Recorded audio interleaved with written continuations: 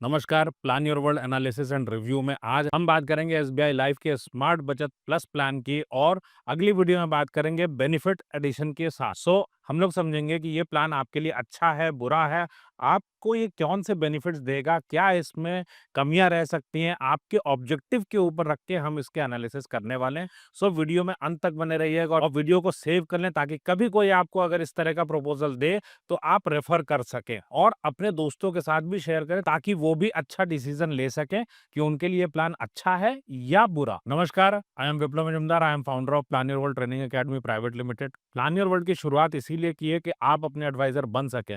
पूरी जिंदगी सेविंग करके किसी और के कहने पे आप इन्वेस्ट करें और 60 पे पता चले कि पैसे नहीं है, इससे बेहतर है कि अपने हर एक इन्वेस्टमेंट को चेक करो आप आज कि वो आपके लिए सही है या गलत। प्लान योर वर्ल्ड पे आप अपने एडवाइजर बन सकते हो, खुद पढ़ाई कर सकते हो। आपके मन में आएगा कि पढ़ाई क्यों की जाए, क्योंकि बहुत सारे एडवाइजर्स हैं। नॉर्मली अपने बच्चों को आईआईएम और आईआईटी भेज के आप इंश्योरेंस और म्यूचुअल फंड का एडवाइजर नहीं बनाते। आपका पैसा है, आपको बचत करनी आती है, आपको ही अपना पैसा सेव करके इन्वेस्ट करना भी आना चाहिए। जिम्मेदारी आपकी है। 60 की उम्र में पैसा कम हो या ज्यादा, फर्क तो पड़ता है जीवन पे। आप आज तक जो भी इन्वेस्टमेंट करते आए वो आपकी सोच का नतीजा है। अपनी सोच को करेक्ट करने की जरूरत है। मिडिल क्लास ने इन्वेस्टमेंट करना सीखा कब? हमने अपने पिताजी से सीखा, घर वालों से सीखा, अपने दोस्तों से सीखा, insurance agent, mutual fund agent से सीखा है। फाइनेंस में आपको या तो एक्सपर्ट से सीखना है या फिर अमीर लोग आपको सिखा सकते हैं। अगर मैं एसबीआई स्मार्ट बचत प्लस प्लान की बात करूं, तो कोई भी प्लान अच्छा या बुरा नहीं होता।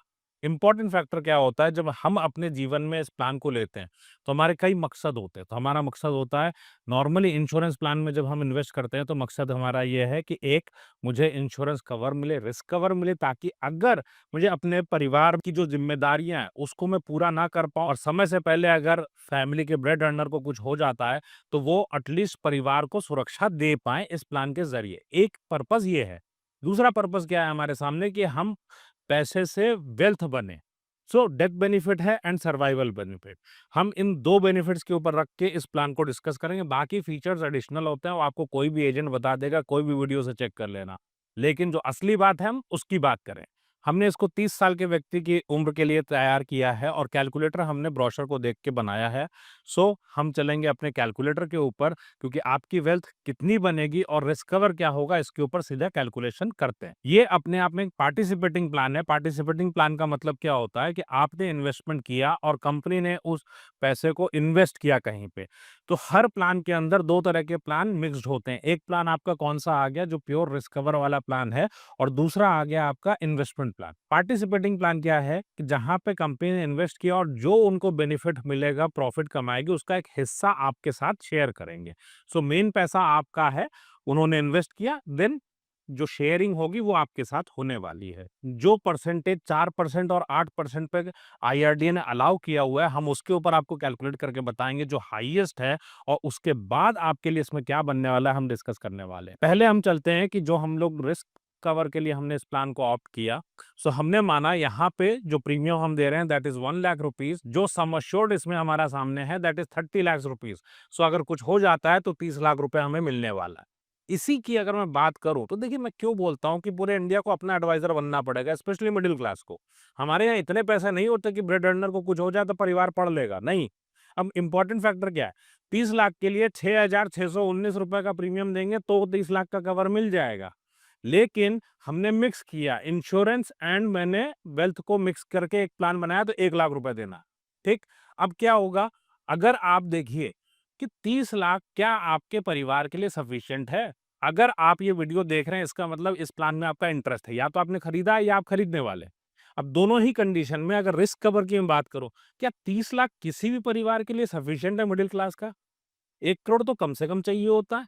अब इतना पैसा आपने दे दिया और प्रॉपर कवरेज नहीं, इसका मतलब एडवाइजर गलत बता रहा था।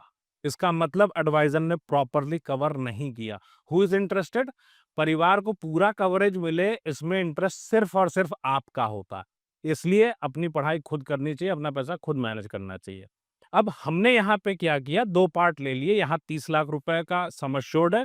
हम जब इसको कैलकुलेट करेंगे, अलग अलग चीजों के साथ में कंपेयर करेंगे इंडिया के इन्वेस्टमेंट्स के साथ, तो 93,381 को अलग करेंगे। अब देखते हैं कि आपने 30 लाख रुपए का कवरेज लिया, कंपनी एक बोनस देगी जो भी कमाएगी, 8% का बोनस हमने ले लिया है मैक्सिमम, हर चीज को मिला के। तो 30 साल का टर्म है, 30 साल के टर्म में आपको जो पैसे मिलेंगे दैट इज 82 लाख रुपीस। इसको जब मैं चक्रवृद्धि ब्याज के फॉर्मूले से निकालता हूं तो ये आता है 5.99%।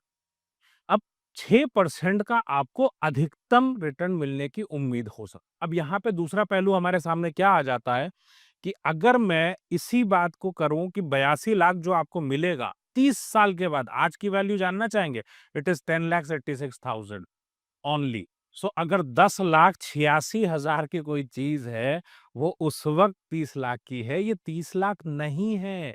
इसको दिमाग में एकदम क्लियर कर लीजिए। हमें जब मैच्योरिटी में पैसा देना पड़ता है, इसका मतलब क्या हुआ? आज अगर कोई चीज 30 लाख रुपए की है और अगर आप बाद में देखें तो आपको कितना मिलता है, तो बाद में मिलता है 2,32,00,000 रुपए। सो आपका पैसा घट रहा है या बढ़ रहा है, ये आपको सोचने की जरूरत है। Number one, purchasing power terms में। सो मैंने एक पैसा जमा कराया, अगर मैं इसको छोटा सा एग्जांपल लूं कि आप 100 रुपए से इस पेन को अगर आज खरीदें और मैं आपसे बोलूं कि ये पेन अगले साल कितने का होगा, तो आप बोलोगे 107 का होगा। इसमें 106 ही मिलेंगे, तो 1 रुपया आप अपने पॉकेट से मिलाना पड़ेगा। सो उस वक्त क्या होता है, लोगों को जब बच्चे की एजुकेशन के लिए जाते हैं ना, तो 55-50 की उम्र में महसूस होता है कि रिटायरमेंट फंड से थोड़ा सा पैसा डाल दे। क्यों? गलत इन्वेस्टमेंट्स की वजह से। अब अगर मैं इसको कंपेयर करूं, भाई रिस्क कवर लेना था तो मैं रिस्क कवर के लिए ले लूंगा कोई भी टर्म प्लान। लेकिन अगर वेल्थ की बात आती है तो हम इसको कंपेयर कर लेते हैं अपने एफडी के साथ और दूसरे प्रोडक्ट्स के साथ। अगर मैं बात करूं एफडी में, तो एफडी के आपके पैसे बनते हैं 7% पे 94,38,000 रुपीज। अगर आपका ये टैक्सेबल है तो थोड़ा सा कम बनेगा। Then public provident fund PPF की बात करूं, जिसमें भारत सरकार की गारंटी है, वहां पे आपके पैसे बनते हैं 96 लाख रुपीस गारंटी के साथ, भारत सरकार की गारंटी। सो हम ये जो कम मैच्योरिटी लेने की बात करते हैं, ये किसके लिए लेते हैं मुझे पता नहीं आज की डेट में कि लोग किसके लिए इसको प्लान करते हैं। दूसरा, आपके सामने जब बहुत लंबा पीरियड होता है, आपके लिए एक ही चीज की सच्चाई है, business will grow, economy India की ग्रो करेगी। तो अगर मैं म्यूचुअल फंड पे जाता हूँ, सो ये पैसा बनता है 12% पे। अगर लार्ज कैप आपने लिया है ऐतिहासिक रिटर्न्स के हिसाब से, 2,52,00,000 रुपए।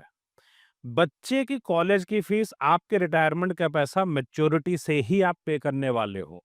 सो इम्पोर्टेंट फैक्टर ये आ जाता है कि ये आपके पास अगर 82 लाख रुपए है घाटे के साथ और 2,52,00,000 है, तो आपके कॉन्फिडेंस में कितना फर्क होगा। दूसरा, अगर आप इसी प्लान को बिना कमीशन लेते हैं, आपको किसी को कमीशन नहीं देना है, आपने डायरेक्ट प्लान मैनेज करना सीख लिया, तो उस केस में आपको मिलते हैं 3 करोड़ रुपए। अपने पैसे को मैनेज करने की वैल्यू बहुत ज्यादा है, बहुत ज्यादा। आपका थोड़ी टारगेट होता है, ये प्लान किसको सूट करता है वो सुनते हैं। बच्चे की ड्यूटी छोड़ के जिसको अपने दोस्तों से दोस्ती निभानी है, टारगेट पूरा कराना है बैंक वाले का या एजेंट का, वो ले सकते हैं।